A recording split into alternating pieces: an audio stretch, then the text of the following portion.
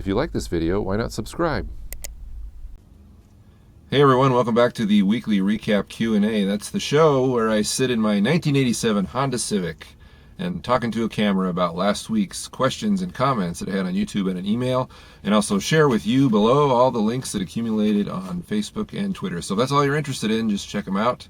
If not, you can tab away and listen to me because I'm just going to be talking for about 10 minutes, answering these questions, sharing insights, universal jabbering, and what have you. If you're wondering why I'm in my car, it's because the acoustics are good and because it's a portable TV studio and I can run around and do this anywhere, even though obviously the production values aren't super high, but they're high enough, kind of like me. Okay, so last week the question was, what lens should I buy? Or what lens do you recommend? Because it looks like I'm moving toward an interchangeable lens camera, and I was curious what glass everyone was interested in. And that brings me to another question, or right to the question for this week, which is, what is the best glass for under $50? That's the question. Because I know that we can all say, oh, well, get Zeiss Primes. They'd be awesome, but they're really expensive. So I was wondering if you knew of some glass, because I'll probably be getting several lenses, older lenses made for older cameras, and be slapping them onto my whatever camera I end up with. So I'm just curious if you found any lenses, Canon, FD lenses, Nikkor lenses, Minolta lenses, Olympus lenses, whatever. Which ones do you like that you found that were pretty affordable, that I would be interested in? Just curious about your opinion, because I don't really have a lot of experience in that area, since I'm used to kind of your standard video camera that has a stock lens, and the most you're ever doing is screwing on a wide angle lens onto the front of it. So I'd be interested in your opinions, especially those of you that have had much more experience using interchangeable lens cameras than I have, which is probably a lot of you. So I'm interested in that. As far as updates go, the t-shirt update, got a message from Jacob, the t-shirt guy, saying that we're kind of way past the deadline as far as people ordering the 30 shirts required to do a shirt run. So he was going to email everyone to see if they still wanted to get their shirts once he had his direct-to-garment printer set up, which means no more pre-orders if they wanted their shirts or a refund. So hopefully he's emailing you. He hasn't emailed me yet, but hopefully he's emailed you, so we can move on that. And hopefully when that direct-to-garment t-shirt printer is set up, we'll have t-shirts on demand. It'll be a lot better. So we'll see what happens there. Camera updates. I had one of these shows a while back, and I talked about what camera should I get for under $1,000. And I told everyone, well, I was leaning toward the Panasonic GH2, which I'm still looking at. However, my budget has dropped. I'm about to make $700 doing a job, and so that's my new budget. $700 at this current time would only get me a Panasonic GH2 body. So that might eliminate that camera unless it drops within the time period that I'm accumulating the money. So I'm back to looking at the Sony NEX5N. And another question I've been asking myself is, since I'm pretty much a web guy and I'm focusing on internet filmmaking, I'm looking for the best web camera that uses interchangeable lenses.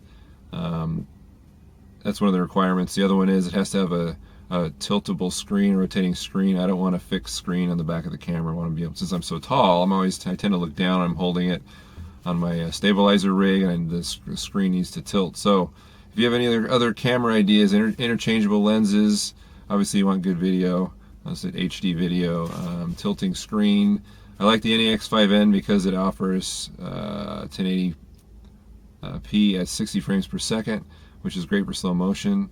So I'm really looking strongly at that camera again. The body's only $400 on Amazon right now, which means for $700 I could spend $100 more and get the kit lens, or I could take, I'm thinking $100 and probably get 3 primes from older vintage lenses. So that's what I'm looking at. And then I would have $200 left to get some accessories, batteries. Well, batteries are $50 a piece, so that would getting at least 2 of those. And as far as it being really small and in my kind of huge gorilla hands, we're looking at some DIY there. So I might have to build a kind of fake battery grip that has no batteries. It just makes the camera bigger and easier to grasp. So that's kind of what I'm looking at there. Any opinions I'm always interested in, so let me know. And maybe if the GH2 drops, which I think it will. I don't know if it'll drop before the GH3 comes out, but if it drops, that might be another option still. Okay, enough about me. Let's get to you. We have a comment posted on what lens would you recommend. That's the Q&A show from last week. Ed Fox says, that was different. Are you checking to see who's really watching and who's not? Thanks for wasting 5 minutes and 5 seconds of my employer's time. Okay, so yes, this little thing I did at the end of last week's show where the show ended, I didn't have any comments or questions, and so I basically sat here for 5 to 6 minutes looking around, clearing my throat, opening the door at one point, looking outside. Now, why did I do that? Well, it wasn't just to torture you, I promise. It was essentially a joke. It was because I figured a lot of people who like watching the show would stick around to see if anything was going to happen, and maybe chuckle at the fact that nothing was happening. If you didn't chuckle, I know I got a few what WTFs and thanks a lot for nothing. The good news is that'll never happen again. And more good news is that it was sort of also an experiment on convention, because one thing I've noticed about doing stuff on YouTube is that we're all kind of still stuck in convention. For example, for some reason at the end of every show I do, I feel compelled to say things like, well, we'll see you next time, or tune in next time, or come back next time, or something like that, because it's a convention left over from television where the next week's show would always be plugged by the host.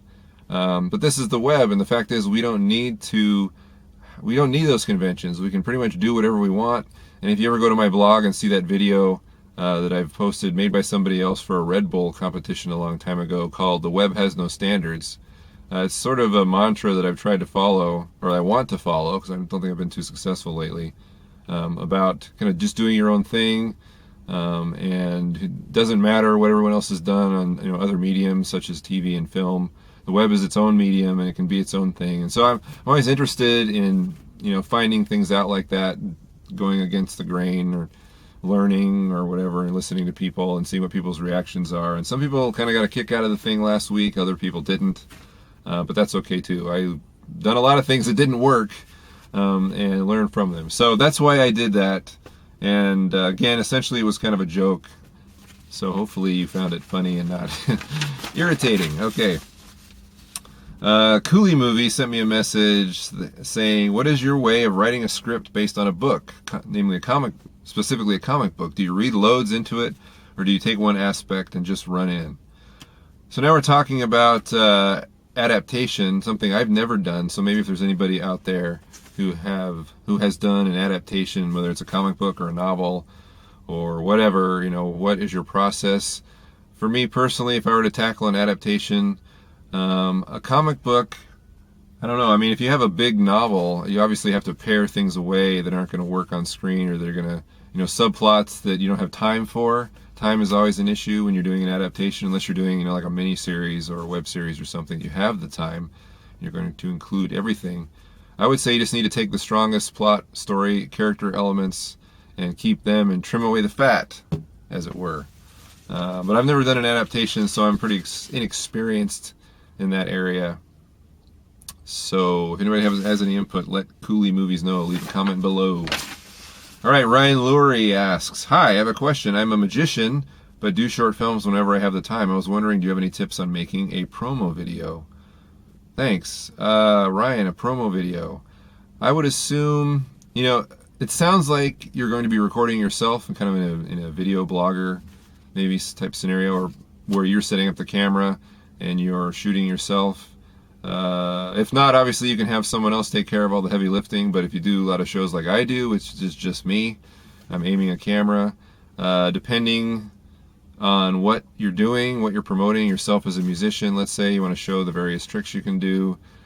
I guess it all depends. If I would actually incorporate a lot of the things that I do already. For example, if I was doing card tricks, well, I could always use the angle that I use on shows such as the $1 Budget, where the camera is over my shoulder looking at a countertop, and I'm not performing any card tricks, but I could be, because I'm doing the same basic motions where I'm looking at items and my hands are in there. And so that might be something to look at. You can look at some of the other shows that I've done to see what exactly that looks like if you don't know already.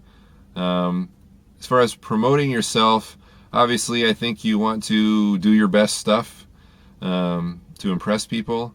Don't hold anything back. If you're looking for a video to get people to book you for events or whatever, so you can pursue your career and maybe make a little bit of money, do some whiz-bang stuff, impress people. I would say don't make it very long so they don't get bored. Just keep it short and sweet, and show them your best stuff.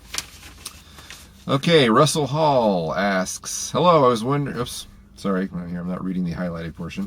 If you shoot an indie film using your own money and manage to put the thing together without losing your sanity in the mix, do you have to have a whatever company just to distribute it, or is there another reason? And he cites filmmakers that have their own production companies, like Ridley Scott has Scott Free, Christopher Nolan has Syncope, J.J. Abrams has Bad Robot, etc., etc.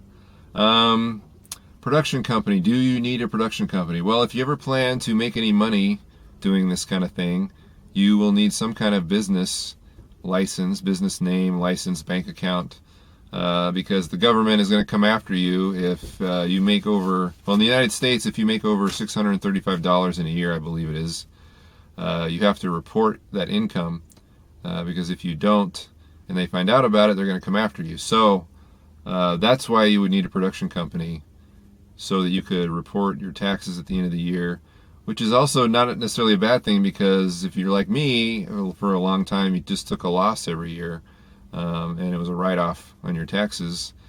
But if you, like I said, do anything and there's any kind of money involved, you're going to want something official production company, especially if you're doing client work for other people. It always looks better. Well, that's not necessarily true. You can always be an independent freelancer and never have a production company name. But let's say things improve and you grow as an artist, and people are you become more in demand, and you're going to want that. You're going to want to be able to have your own company so that you can take advantage of those tax benefits. And let's say somebody starts working for you. Well, then there's a whole another slew of paperwork and stuff involved there. So but it's always a good thing to start out with. I mean, all it is, especially like on the web and everything, even if you're not making any money, what's wrong with having a cool production company name that means something to you personally? Nothing, I'd say. So anyway, that's my 2 cents there. And that's all of our questions for this week. Thank you for those questions. Thank you for watching. Appreciate everyone's patronage and video views and comments. I get a lot of them. Sometimes it's hard to answer everybody, being in school and everything else, but appreciate them, and hopefully you're getting the answers that you want. Or if you ask me a question, I hope I'm answering it, because I know some people have said, well, you don't answer my questions, and I'm sorry if things fall through the cracks or I miss them or whatever. I try to answer everyone's questions, if not on this show, then directly. Statements usually don't get many answers, because there's a lot of those. Anyway, so again, the question is, I'm looking for good lenses under $50. If you have any suggestions, I'd love to hear them. And maybe if there's a place that sells them on the web, give me a link. Appreciate that. You can find my blog at thefrugalfilmmaker.com.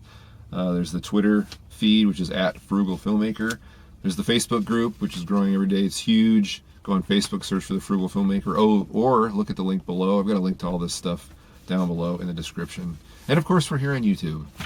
So that's it for this week. Have a great week making movies. If you have any questions, send them to me, and hopefully the frugalfilmmaker at gmail.com is a place you can reach me. So that's it. So until next time, see, I'm doing it again. There's that convention. I'm plugging next week's episode, but I really don't have to. So I'm just going to end it.